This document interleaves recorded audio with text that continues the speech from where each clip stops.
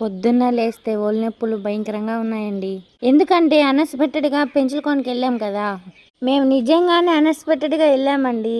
మనలో ఒకరు కామెంట్ చేశారండి, అన్ఎక్స్పెక్టెడ్గా ఎవరు వెళ్ళరని.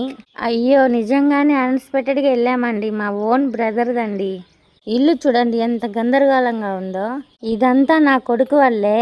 ఆ కొడుక్కి పక్కన ఎవరో ఒకరు ఉండాలి కదా, అందుకే దుండు పెట్టేసి వెళ్తున్నాను. ఇంకైతే ట్రైపాడ్ తీసుకొని బయటకు వచ్చేసాను. అదిగోండి మా మావయ్య. అదే అండి, నిన్న చెప్పాను కదా, ఇక్కడ పరిస్థితులు అయితే చూస్తున్నారు కదా. ఇక్కడ జిమ్ ఉండదు, గ్రౌండ్ ఉండదు, మట్టి రోడ్డు ఉంటాయి, అక్కడ పొలాల దగ్గర ఉంటుంది.